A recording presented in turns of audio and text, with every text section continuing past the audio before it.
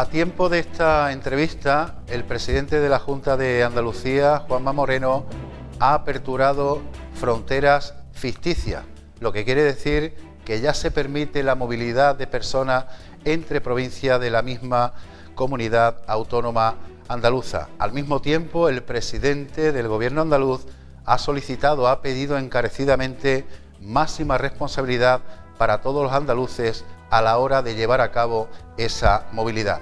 ¿Qué tal? ¿Cómo están? Espero que estupendamente bien. Saludos en nombre de todo el equipo que hace posible este programa, este capítulo de entrevista de Cartaya Actualidad. Hemos repasado ya diferentes sectores de máxima influencia para la ciudadanía y hoy queremos cambiar el turno porque, independientemente de lo que pueda decir en esta conversación, ha pertenecido al equipo de gobierno del Ayuntamiento de Cartaya, es abogado y tiene muchas cosas que decir de toda la actualidad política, social y de la pandemia que está aconteciendo a este tiempo y hora. Enseguida estamos con el protagonista que hoy ilustra este estudio número 1 de Radio Televisión Cartaya.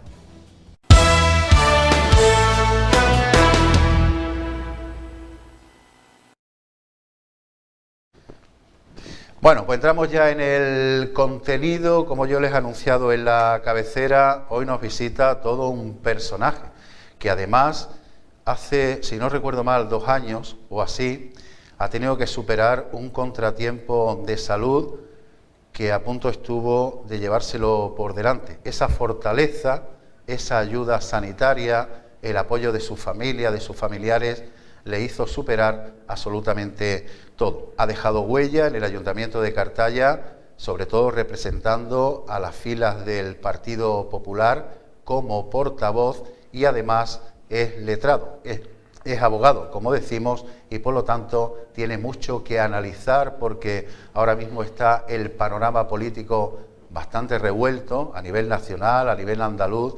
Queremos pegarle un repaso en la máxima profundidad a todo lo que está aconteciendo desde su punto de vista. Don Gabriel Maestre, muy buenas. Hola, muy buenas. Encantado de tenerle aquí. Yo igualmente, porque siempre Cartaya Televisión y Radio Cartaya, como siempre forman parte pues de la historia viva de nuestro municipio, ya que siempre ha estado con nosotros. Es uno de los grandes aciertos que la democracia trajo a este pueblo y la creación de Radio Cartaya hace ya muchísimos años, pues supone como un miembro más que ha narrado sistemáticamente toda la historia de nuestro municipio, que no es poca, ¿no? Pues se lo agradecemos muchísimo. Antes de nada, preguntarle cómo está de salud, cómo está su familia, cómo se está viviendo este tiempo de pandemia en casa. De salud, afortunadamente, muy bien, ¿no? Es decir, yo al día de hoy, como aquel que dice, reduzco mi tratamiento a 2 pastillitas diarias, soy metódico y por lo tanto lo cumplo, la familia perfectamente, y con relación a la pandemia, pues yo realmente, sabiendo que era enfermo cardíaco, inmunodeprimido, pues tenía todas las papeletas como para no salir de casa y para tener miedo, y no le voy a negar que efectivamente ha habido un momento en el que sí que sentí miedo. Al día de hoy parece que la cosa se normaliza, pero siempre digo lo mismo y reitero lo que dice el presidente de la Junta de Andalucía, Juanma Moreno: prudencia y sobre todo responsabilidad. Si esos criterios no los tenemos las 24 horas del día presente, realmente vamos a tener problemas nuevamente.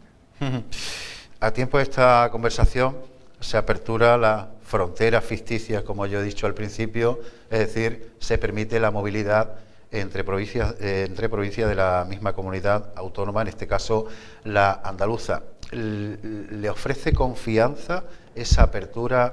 Vamos a estar superados porque hay gente de provincias de interior que están deseosos, señor Gabriel, de disfrutar de nuestra costa y de nuestras playas. Hombre, los ciudadanos en nuestra comunidad, igual que en el resto de España, mayoritariamente hemos sido bastante responsables. Está claro que siempre decimos que en toda familia hay una oveja negra y ante esos más de 45 millones de habitantes que tiene España, pues siempre habrá algún insensato, pero es decir, no podemos condenar la nueva normalidad, que no me gusta nada el nombre, pero que así le pone nuestro presidente Pedro Sánchez, a esta nueva situación que se abre, porque evidentemente el país tiene que seguir funcionando. El país difícilmente va a poder mantener esta situación de restricciones de movilidad, porque la economía pues lo tenemos y los datos están ahí. 16 millones de personas trabajando, 21 cobrando del sistema público, eso es una situación absolutamente insostenible. Por lo tanto, hay que acabarla cuanto antes, pero evidentemente con todos los márgenes necesarios de seguridad, y creo que al día de hoy, por lo menos en nuestra comunidad autónoma, se cumplen esos requisitos, porque posiblemente somos pioneras en cuanto a esos resultados magníficos con la poca afección que ha tenido la pandemia en nuestro territorio, ¿no? ¿Echa de menos la política? La política me decía, es algo... micrófono cerrado desde el año 94. Desde el año 94 formo parte, desde el año 91 yo soy afiliado al Partido Popular, y desde el año 94 empecé a formar parte ya de las sucesivas corporaciones. Es decir, solo en una sola legislatura no fui concejal, hasta esta última, que ya tampoco, pero son 24 años vinculados a nuestro municipio, vinculados a la política, y evidentemente nadie puede decir que se le echa en falta. Forma parte de mi vida, es decir, más de media vida la he dedicado a ser concejal de este ayuntamiento, y por lo tanto, pues evidentemente sigues con interés, intentas apartarte un poco, pero siempre he dicho, he pasado de ser concejal a ser un militante. Me gustaría ser activo, no me gustaría pasar al anonimato, sino participar y ayudar a mi partido en cuantas cosas me llaman, y por lo tanto la política, creo que nací gustándome la política, y al día de hoy pues me sigue gustando, me sigue ilusionando, y espero que al final pues que la política sirva para lo que ha tenido que servir siempre. Es una función de servicio público, que es lo que debe de ser, y no una cuestión de servicio personal, como a muchos les ha ocurrido, que les ha servido pues para no servir a la ciudadanía y sí autoservirse, cosa que siempre he detestado y que desde aquí rechazo y digo públicamente y sin ningún tipo de tapujos. ¿Se puede saber, señor Gabriel, por qué no fue la lista de las últimas elecciones municipales? Yo, al que llamo mi ángel de la guarda, el actual alcalde de este municipio, Manolo Barroso, siempre me dijo que ya estaba bien. Es verdad que hace un año, ten en cuenta que el 28 de mayo pasado cumplí 2 años desde que me dio un infarto, con lo cual las elecciones cuadraban pues en una situación de debilidad física y de salud importante. Saben que yo soy un hombre muy visceral, que me tomo todo muy a pecho, y Manolo Barroso siempre me dijo, mire usted, no, como siempre, quien me trajo a la política no voy a ser yo, pero siempre pensando en ese enorme corazón que tiene, siempre dijo, retírate, quítate de en medio, no es bueno para tu salud. Y fue una cuestión de salud y posiblemente de mirar por mi bien, cosa que al día de hoy yo le agradezco. Me costó trabajo al principio, pero poco a poco ahí seguimos, apartándonos paulatinamente, pero yo siempre digo lo mismo. Si me cogiera en la situación actual que me encuentro de salud, posiblemente le hubiera negado no ir en la lista del Partido Popular, al que le tengo ese cariño inmenso, ¿no? Yo siempre digo en pequeños focos, en los pequeños foros de amistad, que yo soy del Barça y del Partido Popular hasta que me muera, y por ahí vamos a seguir siempre, ¿no? Y por lo tanto me costó mucho trabajo, pero al día de hoy se lo agradezco, porque en aquellos tiempos no estaba Gabriel Maestre como para ni coger sofocones, ni estar inquieto, ni ninguna de las connotaciones negativas que genera muchas veces la política. Ha dicho usted con anterioridad que le gustaría seguir siendo un militante activo, es decir, está dentro de cualquier situación de resolución para los ciudadanos. ¿Eso se contempla, por ejemplo, en Diputación de Huelva? No. No. A mí yo nací siendo un político local, y creo que menos una vez que fui en la lista al Congreso por el Partido Popular, que sí me hacía ilusión, pero ser diputado provincial supone antes ser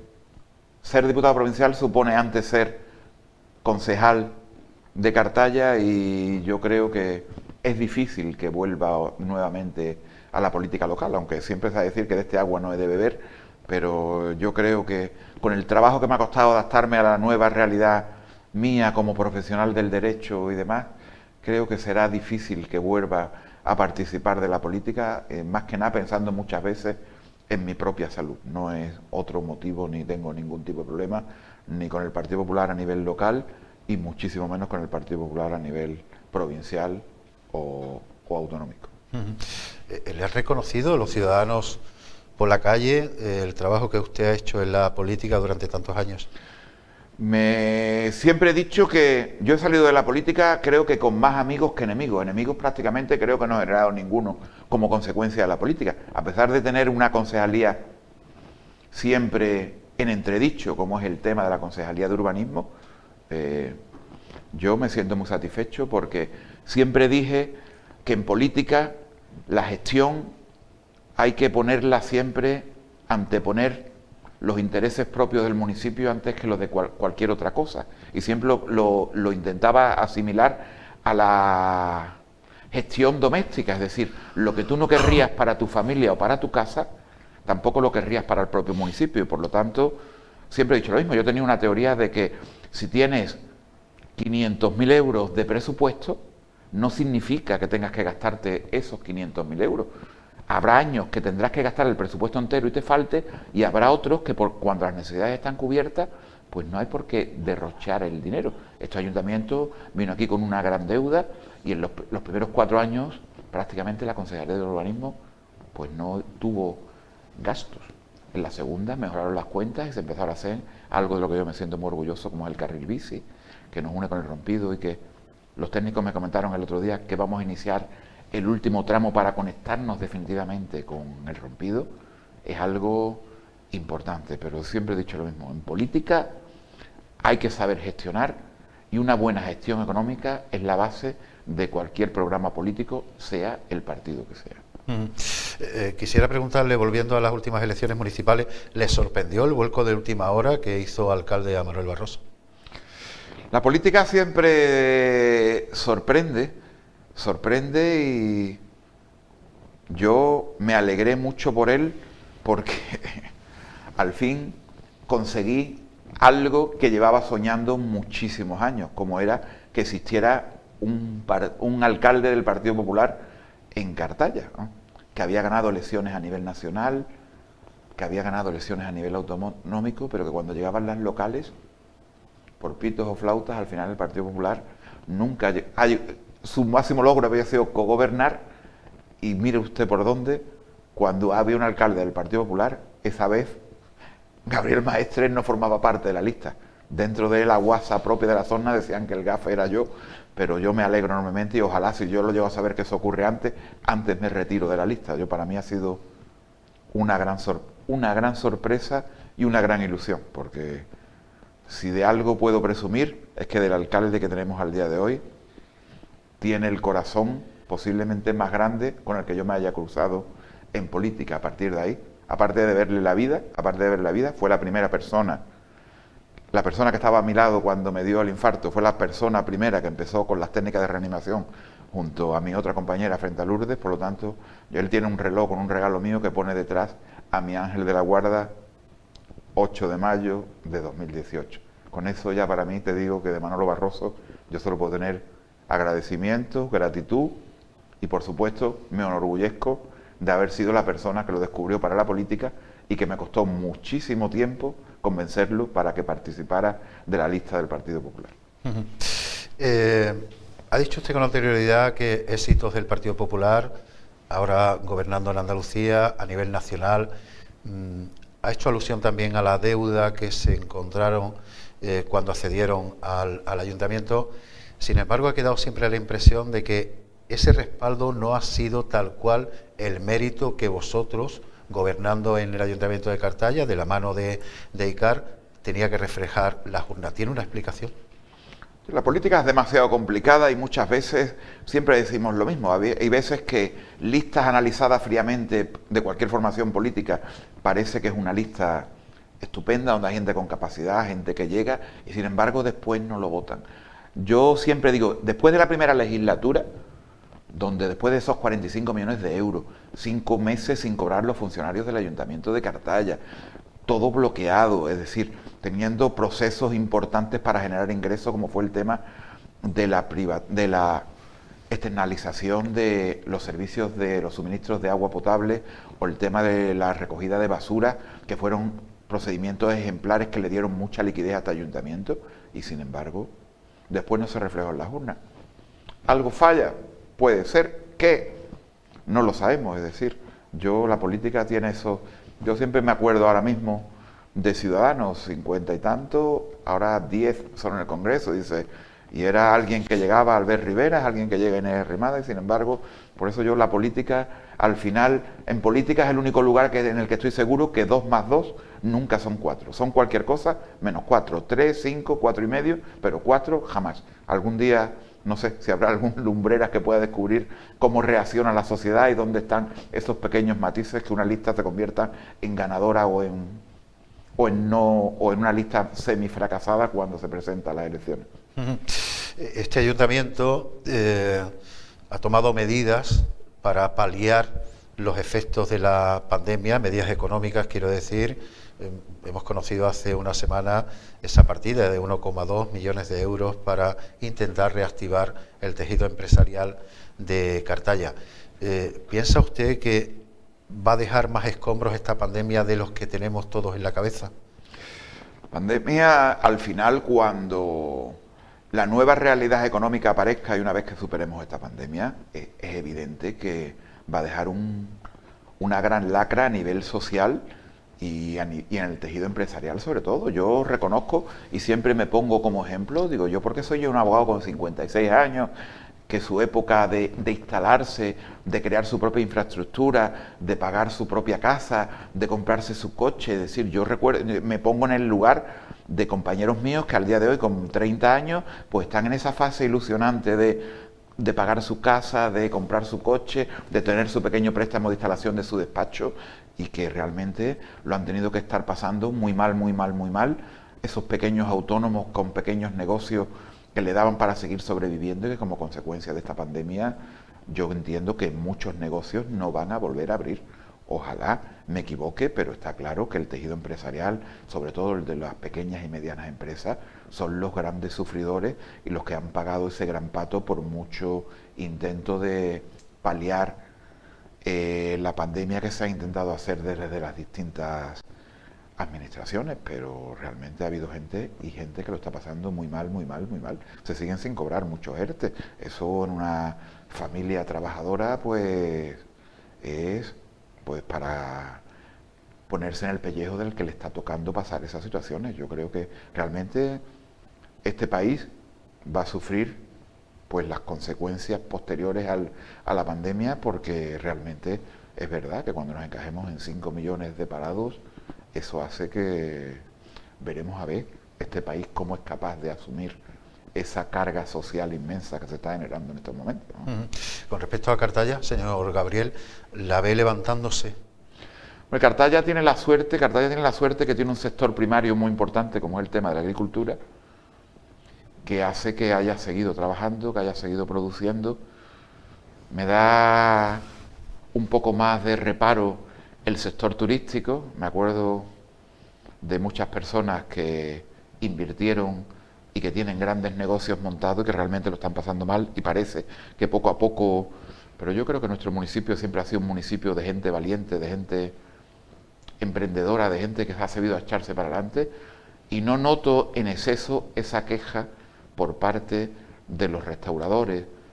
Los hoteles pertenecen a grandes cadenas que tienen siempre ese mayor respaldo, ese músculo financiero necesario para soportar este periodo. Yo creo que nuestro municipio al final a nivel agrícola lo va a superar perfectamente y a nivel turístico, tal como estamos, yo espero que los meses de julio y agosto sean suficientes como para que recuperemos ese tiempo perdido y que por lo menos ninguna infraestructura turística se pueda perder. Yo espero que con la ayuda local, con las ayudas a nivel autonómico, con la ayuda a nivel nacional, pues el tema turístico se pueda reiniciar de forma adecuada y al final yo creo que lo superamos y que al final este julio y agosto, el rompido al que yo tanto quiero o Nuevo Portil, al final volverán a lucir y a gozar pues de esas playas, ese sol, nuestros pinares y por supuesto el montón de negocios que le dan vida a nuestro municipio. Quiero preguntarle, señor Gabriel, por ¿Qué opinión le merecen los diferentes líderes políticos después de 36 años de gobierno socialista en la Junta? Está al frente del ente andaluz un hombre del Partido Popular, Juanma Moreno. ¿Qué opinión le merece su gestión hasta el momento? Yo siempre dije lo mismo, es decir, aquí estábamos acostumbrados a tener una autonomía deficitaria, una autonomía que donde el principal deudor de la comunidad autónoma era la propia Junta de Andalucía. Es decir, eso es algo lamentable, vergonzoso. Si la propia administración autonómica nos da ejemplo, ¿de quién nos podríamos fiar? La última liquidación del último presupuesto, año 2019, por fin, poco, pero esta comunidad autónoma conseguía su primer superávit contable después de no sé cuántos años. Es decir, era algo que aquí parecía imposible y sin embargo 32 millones de euros, si no recuerdo mal, eso era impensable, es decir, donde siempre eran déficit. Me recordaba mucho la administración local en nuestro municipio, déficit, menos 45 millones, 7.500 millones de las antiguas pesetas que debía este municipio cuando nosotros entramos. En Andalucía pasaba 3/4 de lo mismo, 800 millones de euros de la condena de los ERE, es decir, y parecía todo normal, las subvenciones que se perdían, la comunidad autónoma que no pagaba a los acreedores, es decir, todo eso parece que ha acabado, parece que se ha normalizado y al final la administración es la primera gran persona, en este caso jurídica, que da ejemplo contratando y haciendo frente a los pagos a los que está obligado. Con eso yo creo que ya dice mucho y parece que poco a poco vamos transformando esa idea de una administración responsable, de una administración cumplidora. ¿Pablo Casado está a la altura de lo que exige la marca Partido Popular? Pablo Casado, para mí, personalmente para mí, posiblemente sea la persona con la mayor capacidad oratoria ahora mismo en el Congreso de los Diputados. Hay que recordar que no lleva guiones, que habla de forma espontánea, que no se prepara nada y sin embargo posiblemente sea el político más brillante a la hora de expresarse en el Congreso de los Diputados. Bueno, si lo comparamos, yo siempre digo lo mismo, si lo que tenemos que comparar es la brillantez en cuanto a la oratoria, pues hablar de Pablo Casado y, por ejemplo, de Adriana Lastra, pues dicen dos formas muy distintas de entender la política. Está la política elegante, la política, como yo digo, la gente del Partido Popular siempre ha sido gente bien hablada, gente que se ha expresado siempre con respeto, con seriedad, y eso para mí dice mucho. Yo cuando la chavanería, cuando lo chabacano llega al Congreso, para mí me parece que el Congreso de los Diputados no se merece al día de hoy ciertos políticos que están sentados en unos sillones que representan la soberanía nacional y que realmente no dan la talla. Yo no entiendo que se pueda ir al Congreso vestido ni de cualquier forma, ni expresarse de la forma más burda posible, como escucho muchas veces, y por lo tanto, para mí, hay personajes que no dan la talla y que por lo tanto no tendrían que estar ahí sentados, porque creo que son, pues, casi una ofensa para los ciudadanos ver gente mal hablada o mal vestida. Yo creo que la gente se merece un respeto y igual que en mi profesión no me vería pues a un abogado en plena sala de juicios pues vestido con unos pantalones cortos y con una chancla. Guardemos por lo menos la apariencia porque somos gente respetuosa y debemos de dar esa sensación y ese aspecto de gente que respeta y que por lo tanto exige que se le respete. España, como todos sabemos, alcanzó su estatus democrático en 1978, retrotrayéndonos en el tiempo. ¿España está carente de líderes como Adolfo Suárez, Felipe González o José María Aznar? Posiblemente en la política se ha producido una revolución generacional y si analizamos los líderes de todos los partidos, parece que uno de los requisitos, cosa que yo no comparto, es tenemos ahora mismo todos los líderes por debajo de los 40 o con poco más de los 40 años de edad. Es decir, parece que ya los políticos con 50 o 60 años resulta que parecen como anacrónicos. Si analizamos la composición del Congreso de los Diputados, parece que un político con 50 años o 55 o 60 está como no da ya, parece que generacionalmente han sido aniquilados y al día de hoy quedan muy pocos políticos por encima de los 50 años. Yo creo que junto a los conocimientos y a las capacidades políticas que puede tener cualquier personaje político, la experiencia es algo fundamental. Ojalá cuando yo participé en política, la primera vez, en el año 94, tuviera la experiencia que tengo al día de hoy. Le puedo asegurar que otro gallo cantaría, y eso es un valor que posiblemente las nuevas generaciones están olvidando y que es fundamental. Es decir, en política, como yo digo siempre, los tiros que tiene Juan Polo en lo alto, que tengo yo, posiblemente no decimos que somos los más inteligentes, pero sí está claro que la experiencia hace mucho y de la experiencia se aprende y somos gente transmisoras de conocimientos, porque cuando chequeamos nuestro disco duro, que el mío no es chico precisamente, pues nos ayuda muchísimo. Y yo siempre lo digo, recuerden, cuidado, tranquilo, los primeros años son más impulsivos, poco a poco vamos ganando serenidad y al día de hoy la experiencia pues sirve para, muchas veces, para solucionar temas y para poner paz entre situaciones conflictivas o problemáticas que hacen que solo los más maduros sean capaces de amortiguar el golpe. Hay quien pone en duda o en solfa la, digamos, la utilidad de diferentes administraciones, como por ejemplo el Senado y como por ejemplo también las diputaciones. ¿Qué opinión le merece todo eso? Es decir, quitar de en medio, para hablar en plata, que estamos aquí en Andalucía, cargos políticos que seguramente no son tan necesarios como pueda ser un alcalde, un presidente del gobierno o no sé yo. Yo siempre digo lo mismo, cuando se habla de aniquilar las diputaciones, que es lo más cercano que tenemos al ciudadano, posiblemente habla quien pertenece a un municipio pues que no tiene 1.500 habitantes, ni 500 habitantes, ni 2.000 habitantes.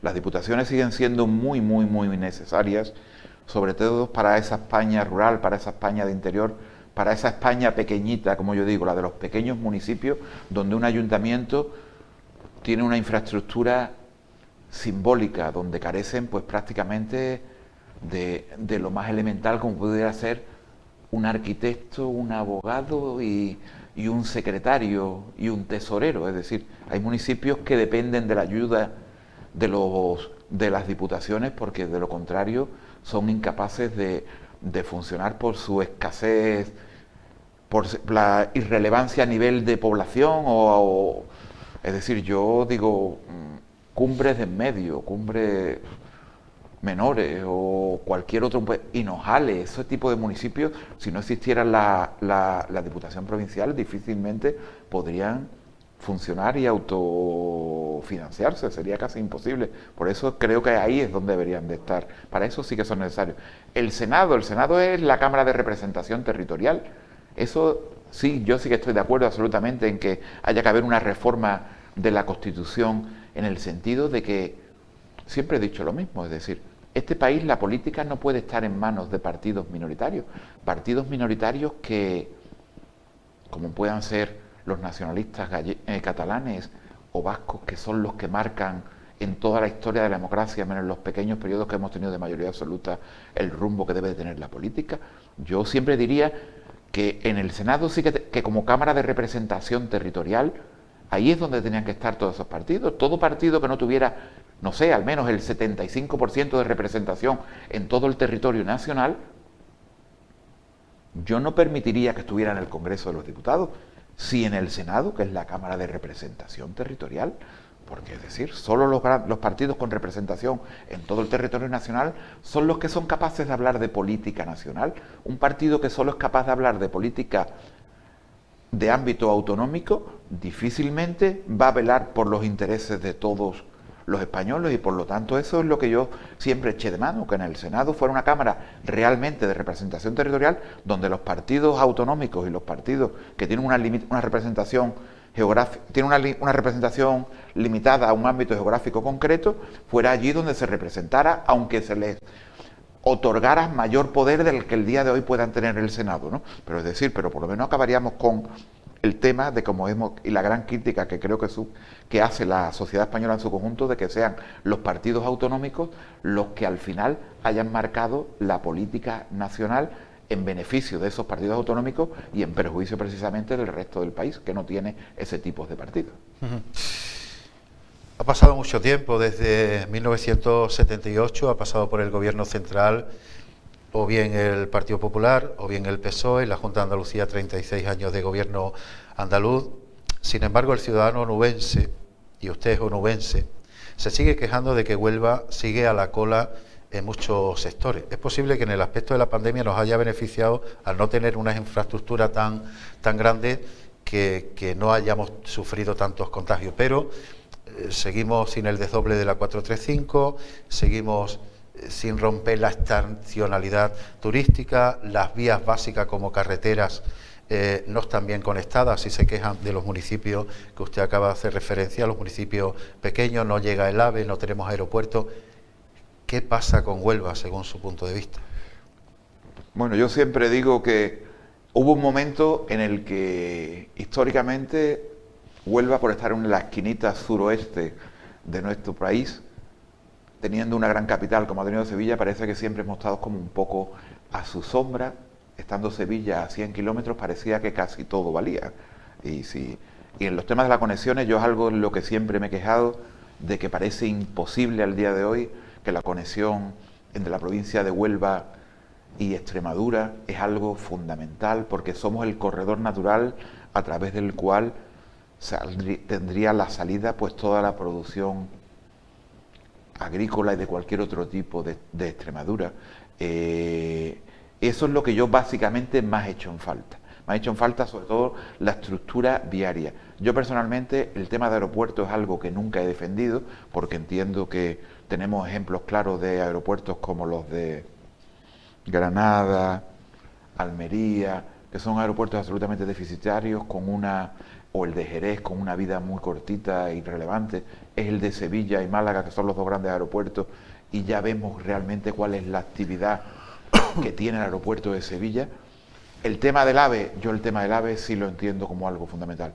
Un gran núcleo turístico o potencialmente una potencia turística como es la provincia de Huelva, evidentemente tiene que tener las infraestructuras necesarias para que pueda estar conectada con cualquier punto de España. El AVE es algo fundamental. La estructura viaria también es algo fundamental. Y como siempre, yo siempre digo lo mismo, nos costó la misma vida que la autopista Sevilla-Ayamonte se terminara. Curiosamente, como siempre, fue durante los mandatos de José María Aznar, el presidente del Partido Popular, por el que se concluyó. Y yo siempre digo lo mismo, es decir, el Partido Popular, cada vez que gobierna a nivel nacional, se encuentra con la situación de, como yo le digo, de demolición casi absoluta del Estado. Ocurrió cuando llegó Aznar, España en la absoluta ruina. Ocurrió cuando llegó Rajoy, España en las absolutas ruinas después de los gobiernos de Zapatero. Y me temo que al ritmo que vamos, pues en las próximas elecciones, en las que no me cabe ni la más mínima duda que el partido que va a asumir el poder en España va a ser el Partido Popular, nuevamente vamos a aparecer, pero vamos a aparecer para intentar reflotar por tercera vez la ruina que habitualmente desde el Partido Socialista se lleva en la gestión que se hace cada vez que gobiernan este país. Es decir, paro y ruina son los dos factores que posiblemente más vinculan al Partido Socialista en la historia de este país. Es decir, solo en los primeros años del gobierno de Felipe González se tuvo cierta situación de normalidad. Desde el meridiano de los gobiernos de Felipe González hacia adelante, ruina económica, con Zapatero, Zapatero es decir ruina en España, y con Pedro Sánchez al día de hoy pues pasa 3/4 de lo mismo, es decir, no por la pandemia. Antes de la pandemia ya los datos macroeconómicos decían que España no iba, que se había parado el crecimiento económico y por lo tanto que España empezaba a dar claros síntomas de recesión, y la pandemia pues ha sido la puntilla para poner de manifiesto que efectivamente cuando alguien es incapaz de hacer una buena gestión económica, pues lo pagamos todos los españoles y es el caso. Es decir, con las infraestructuras pasó 3/4 de lo mismo. Es decir, del Partido Popular yo siempre he dicho lo mismo. En las épocas doradas, cuando había dinero gobernaba el Partido Socialista, lo arruinaba, venía el Partido Popular a sacarlo de la crisis, con lo cual pocas veces se tenía catadura moral para exigirle infraestructura. Y cuando las pocas que se pudieron hacer, ahí están, como es la autovía Ayamonte-Huelva, y sin embargo, pues al día de hoy, todas esas falsas promesas de los puentes de Huelva hechos por la Junta de Andalucía, todo eso, al día de hoy yo espero que ahora que empezamos con esa buena gestión, a nivel autonómico, Juanma Moreno, que siempre cumplió con aquello que se le dijo, a ver si puede ser que esas infraestructuras lleguen a Huelva, por lo menos en lo que le corresponde a los temas de viarios, y yo tengo perdidas las esperanzas, absolutamente perdidas, mientras el Partido Socialista siga gobernando a nivel nacional, en la posibilidad de que se pueda hacer alguna de las grandes infraestructuras que se reclama. Absolutamente. Es que ni me lo imagino que el Partido Socialista pueda hacer una gran infraestructura en este municipio, en esta provincia, porque no ha hecho ninguna. Es decir, no existe ninguna gran infraestructura que tenga el sello del Partido Socialista en la provincia de Huelva. Y por lo tanto, pues para mí no tengo ningún tipo de esperanza en ese sentido. ¿Es más difícil ser político que abogado?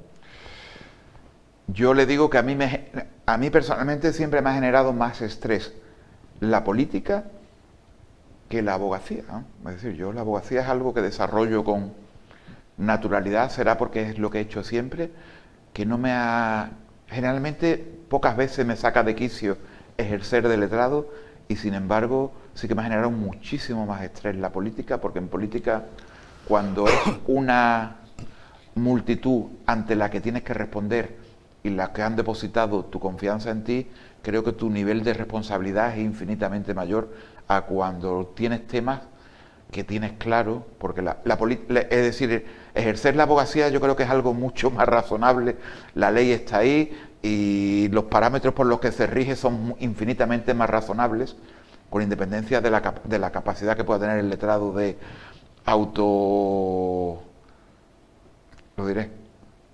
autoimaginarse la posible solución al caso jurídico que se le plantea. Yo creo que es mucho todo más razonable que en la política, donde entran factores mucho más subjetivos que hacen que no sabes nunca, cada mañana existen 500 factores que pueden influir en la carrera normal de cualquier político. Es decir, puedes llegar al ayuntamiento y encontrarte pues con cualquier asunto que nunca podías prever. Por lo tanto, es mucho más imprevisible la política que ejercer como letrado, ¿no? En el supuesto caso de que a usted le tocase defender a un criminal confeso, ¿lo haría? Es nuestra labor. Es decir, defender a un criminal confeso forma parte de la labor de un letrado. Es decir, no quiere decir que estés de acuerdo con el comportamiento que realiza, pero no hay peor cosa en una sociedad democrática que dejar a un ciudadano sin la defensa a la que tiene derecho, porque así se le reconoce por la propia Constitución española, ¿no? El derecho a un juicio justo y a una defensa adecuada es algo que no lo entendería. Es decir, es verdad, dice, cualquier letrado defiende a cualquiera, que es la otra cuestión ética. Pues hay gente que dice, mire usted, yo asuntos vinculados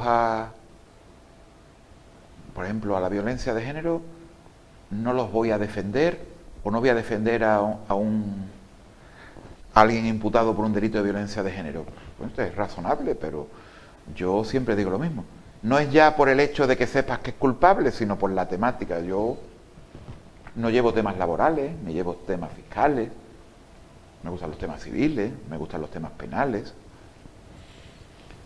He defendido gente unas veces desde una parte, otras desde la otra. Recuerdo algo desagradable que ocurrió en nuestro municipio, como fue cuando salió ardiendo una vivienda en la calle La Plaza, donde hubo una fallecida. Me tocó defender a la familia y usar y actuar como acusación particular con relación a los que presuntamente prendieron fuego a aquella casa. Sin embargo, después he tenido que estar en el lado contrario, ya sea por temas de narcotráfico, ya sea por temas de lesiones, de robos, tú dices, y no por ello, pues ni defiendo ni al cliente, pero tienes esa labor y esa es la misión que te encargó la sociedad, es la que te gustó dirigir y por lo tanto para mí no es planteable. Muchas veces es el asunto que se va a tratar con independencia del grado de culpabilidad o no que pueda tener. Es decir, generalmente, difícilmente tu cliente reconoce muchas veces la culpa y por lo tanto siempre hay infinidad de matices que son importantes tener en cuenta, que quedan fuera de la visión que pueda tener el ciudadano de a pie con relación a cualquier asunto. Y la abogacía es algo complicado, pero a la vez a mí personalmente es algo que me apasiona y pues bueno, voy camino de 30 años de letrado, desde el año 91, pues hace que al día de hoy sea mi trabajo y del que llevo ejerciendo y viviendo muchísimos años, y me temo que mi hija me insinúa que va a seguir el mismo camino que el mismo, cosa que yo le respeto, pero que no me gustaría que lo hiciera porque me veo con 75 años con la toga debajo del brazo y acompañando a mi hija, no por ninguna otra cuestión de tipo subjetivo, nada más que por eso, ¿no? ¿Tiene algo que ver los juicios que vemos en las series americanas con los juicios que se celebran aquí en España? Absolutamente nada, ¿no? Ni la legislación americana nada tiene que ver, ni el sistema judicial americano tiene nada que ver con el español, y por lo tanto muchas veces, mucha gente cuando acude a juicios, muchas veces pequeños juicios, se lleva un chasco porque siempre dice, oiga usted, pero ¿y el de la peluca dónde estaba? Y oiga usted, y aquí no, y el jurado, aquí no hay jurado, mire usted, no, si lo que estamos hablando es una pequeña pelea entre vecinos, mire usted, no, pero realmente es verdad que muchos clientes te lo refieren, pues esto no es lo que yo pensaba, porque es que yo he visto en la televisión, y realmente los sistemas judiciales son absolutamente distintos, y realmente pues la gente, es verdad, muchos se desilusionan porque pensaban que era algo, la parafernalia iba a ser mayor de la que de pronto se encuentra en una sala austera donde encuentra un juez, un secretario, el auxiliar de la Administración de Justicia que toma nota y como mucho dos abogados en esto, porque después hay juicios mucho mayor, pero habitualmente esa es la sesión sin público y la gente dice, bueno, esto no es lo que yo veo en la tele, nada tienen que parecerse realmente. ¿Es partidario del jurado popular? Yo siempre digo que los profesionales, una justicia profesional es la que mayor garantía puede dar y por lo tanto yo personalmente no he sido de los que está ahí, lo respeto, pero para mí personalmente el tema de los jurados es algo que me parece demasiado, y perdón por la expresión, a veces soy un poco áspero, me parece demasiado folclórico que cuando se está jugando algo tan serio como son los jurados, intervienen siempre en procedimientos en los que la gente se juega su libertad y existen responsabilidades importantes. A mí personalmente no es algo que yo defiendo, lo respeto porque así está establecido, pero realmente no soy partidario de que en la justicia funcione el tema de los jurados. Con respecto a la abogacía, señor maestre, ¿ha habido algún juicio que haya seguido con especial atención, que le haya llamado poderosamente la atención, aunque sea a distancia? A mí siempre el primer gran juicio que me llamó la atención fue el tema porque me impactó mucho por la repercusión social que tuvo, que fue el tema de Rumasa, ¿no? Con el señor Mateo, porque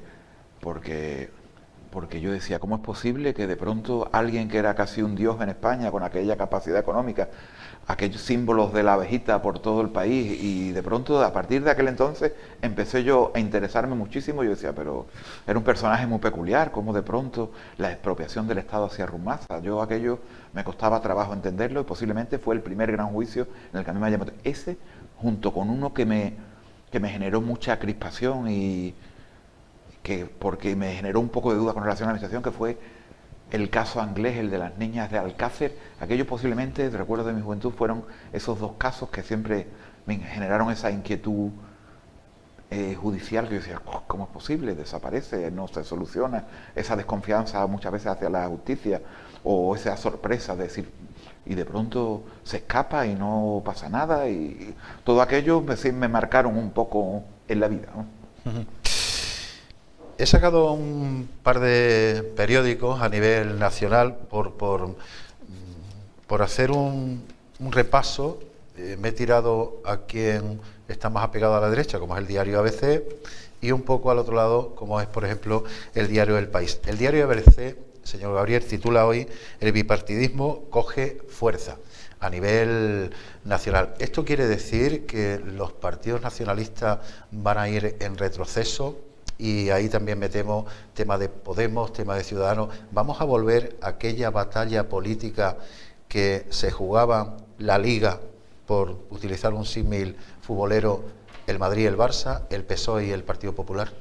Yo creo que los partidos nacionalistas van a seguir en su representatividad, porque del PNV lo tenemos claro. Por ejemplo, el PNV tiene una representación estable legislatura tras legislatura, y en el tema catalán, ahora con Esquerra Republicana y Junts per Catalunya, pues va a pasar 3/4 lo mismo. La antigua Convergencia y Unión desaparece, se crea la actualidad política propia de Cataluña, y el bloque nacionalista gallego tiene su representación, y partiendo de ahí, que son los 3 grandes partidos a nivel regionalista que tienen mayor representatividad, todo lo demás, lo que aparecen son los 2 nuevos actores que para mí ponen de manifiesto pues que fue el sueño de una noche de verano. Es decir, tanto Ciudadanos, que creo, por desgracia, que se encuentra en una situación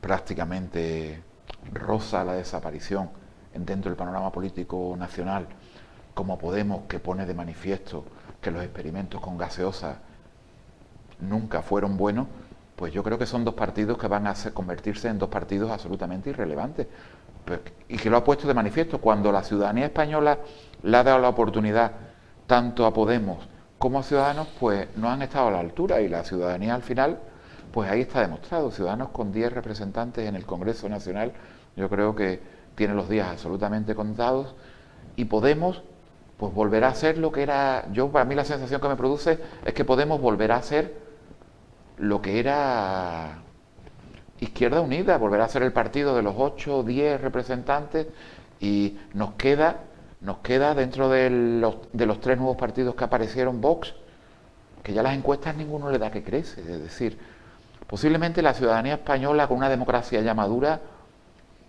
nunca ha querido los extremos, y los extremos en unos momentos de crisis importante permitieron que afloraran, pero una vez que le han dado la oportunidad, creo que no han estado a la altura de las circunstancias, y todos ellos, en todas las encuestas, son partidos que tienden a ir bajando, y graciosamente dice, pero con la que está cayendo, y con la que... ¿Cómo el Partido Socialista crece? Es fácil. Es decir, el Partido Socialista gana lo que pierde de Podemos, y el Partido Popular gana lo que pierde de Ciudadanos y lo que gana de Podemos. Y realmente, al final, ninguno de esos partidos va a estar nunca por debajo de los 100 y pico de diputados. Es decir, después de esta gran crisis, a los 2 grandes partidos a nivel nacional ha servido para reflexionar y darse cuenta que los excesos de confianza, que hay que adaptarse a las nuevas necesidades, a los nuevos tiempos, creo que lo están sabiendo hacer, y al final yo sí tengo la visión de que al final tanto Partido Popular como Partido Socialista volverán a ser los grandes partidos de este país, y que todos aquellos que aparecieron hace muy poco tiempo, pues al final se van a desvanecer como se estampa una pompa de jabón. Por lo menos las estadísticas así los va diciendo, ¿no? Es decir, los escenarios conflictivos de grandes crisis hacen que los partidos extremistas nazcan, capten mucho electorado rápido, pero cuando las situaciones vuelven a la normalidad y tienen que dar el do de pecho y no la dan, los ciudadanos son sabios, y se está demostrando poco a poco. Es decir, Vox no crece, Ciudadanos casi desaparece, y Podemos tampoco crece, sino al revés, se reducen. Por lo tanto, yo creo que los 2 partidos que han demostrado mayor madurez política en este país, como son el Partido Popular y el Partido Socialista, serán al final el gran espectro político de este país, que junto con los pequeños partidos a nivel nacional harán que marquen. Si se consiguiera, como yo he dicho siempre, que esos partidos se englobaran dentro de la Cámara de Representación Territorial como el Congreso, como es el Senado, realmente entonces sí que en este país tendríamos la representación que han querido los españoles, que es la que representa a todo el territorio nacional. Por su parte, el diario El País no hace ninguna alusión directa al tema político que he mencionado antes el diario ABC, pero sí dice que las autonomías deberán destinar el 70% del nuevo fondo a salud y educación. Va siendo hora de que este país ponga en valor en el valor que merece pilares fundamentales de la sociedad como es la salud y la educación? Para mí, sin ningún género de duda. Yo siempre he generado conflicto cuando he hablado de sanidad y educación. La sanidad y la educación, si proclamamos una sanidad universal, de acceso universal de todos los ciudadanos y demás, para mí la sanidad tenía que ser una competencia, al igual que la educación, debían de ser competencias exclusivamente estatales. Absolutamente estatales, es decir, educación y sanidad. Y yo siempre digo lo mismo, estoy vivo gracias a la sanidad pública, estoy vivo gracias a la sanidad de esta comunidad autónoma, donde existen profesionales más que excelentes, y por lo tanto yo no puedo entender que la sanidad y la educación sean temas que al día de hoy estén a la mano y en el capricho de los gobernantes de las distintas comunidades autónomas. Yo no digo que lo tengan que las ejecuciones de las políticas educacionales y sanitarias sean competencia, las ejecuciones, pero como yo digo, los planes de estudio, las materias, las competencias a nivel sanitaria de cómo se gestionan los hospitales, toda esa gestión debería de ser pública, debería de ser única, porque el mismo derecho tiene un vasco que un andaluz a que le traten a nivel sanitario o que sus hijos tengan esa educación universal de la que tenemos que sentirnos bastante satisfechos todos los españoles. Y eso, por desgracia, en este país, estudiar en castellano en Cataluña se ha convertido en un problema, estudiar en castellano en el País Vasco se ha convertido en un problema, incluso también, y me duele decirlo, pero nunca me he callado, incluso en Galicia, ¿no?, que lo conozco perfectamente, empieza a ser problemático estudiar en castellano. Y eso, por lo tanto, tengo para todos, y yo creo que la educación, al igual que la sanidad, no puede ser. Es decir, cualquier español, en cualquier punto de España, debe tener derecho a una educación y a una sanidad universal, igual para todos los españoles. Cuando eso se consiga, este país será muchísimo más democrático y seremos más país, muchísimo más país, un país más igualitario y un país en el que todos los ciudadanos nos sentiremos muchísimo más orgullosos de nuestros dirigentes políticos. Estamos llegando al final de esta conversación, pero me gustaría preguntarle si es capaz de ponerle un adjetivo calificativo a la definición de un cartallero. ¿Cómo es el cartallero? El cartallero es una persona, para mí, que mi familia es cartallera, aunque yo nací en Huelva y me incorporé aquí en el año 91, aunque tenía vínculo de todos los veranos y demás. Cartallero, cuando es amigo tuyo ya para siempre.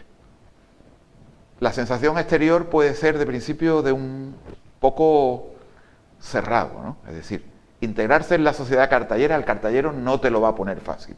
Pero una vez que te integras y te lo reconocen, ten por seguro que te van a considerar como uno más y te van a abrir las puertas de su corazón, porque así es. Y yo al principio decía, me cuesta trabajo, aquí me miran un poco, pero una vez que estás aquí ya y te integras en esta sociedad cartallera, que tiene sus peculiaridades, pero que para mí, yo siempre lo he dicho, el cartallero no da su amistad fácil, pero una vez que te la da, posiblemente es para siempre, y yo me siento infinitamente orgulloso. Es decir, yo doy dinero por no ir a Huelva y llevo aquí desde el año 91 trabajando, mi familia se crió aquí y de aquí somos todos, y por lo tanto para mí yo me siento, a mí se me llena la boca cuando digo Cartaya, y yo me siento, yo personalmente al final, como soy uno más, también defiendo la forma de ser, porque eso de la amistad fácil y creo que tampoco es, que es mejor una amistad sincera, aunque te cueste un poco más de trabajo conseguirla, y aquí en Cartaya pues yo creo que somos así. Una vez que consigues entrar en el corazón de los cartalleros, te acogen y no te sueltan nunca. Me lo demostraron durante mi enfermedad, y yo pues infinitamente agradecido, porque soy un onubense de padres cartalleros que ha sido acogido aquí con los brazos abiertos, formo parte de esta sociedad y me siento infinitamente orgulloso de decir, yo cuando me preguntan, tú, cartallero, siempre. Mi hija lo dice ya de forma natural porque nació aquí, pero yo creo que me costaría mucho trabajo volver a instalarme y volver a vivir en Huelva. Yo ya mi corazón se quedó aquí y desde aquí pues feliz de vivir aquí. Cuando uno se pone en el umbral entre la vida y la muerte, ¿qué ve ahí? ¿Qué ve al otro lado?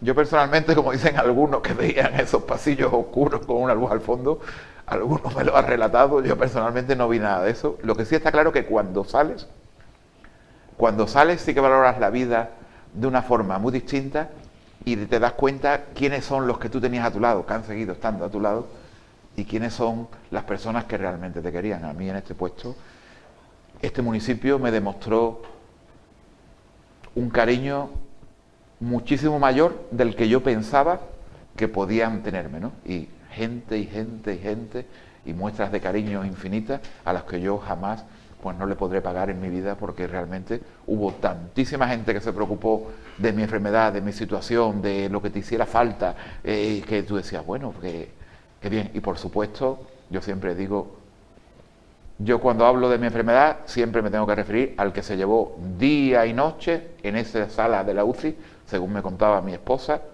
que era el alcalde, que era Manolo Barroso, que se llevó ahí hasta el último, siempre encima, y abandonó su familia y allí se llevó todo el tiempo. Él, mi compañera Lourdes Suárez, que igualmente fue la que dijo que me daba aire por la boca, los besos más sinceros posibles que me pudo dar alguien mientras estaba en el suelo.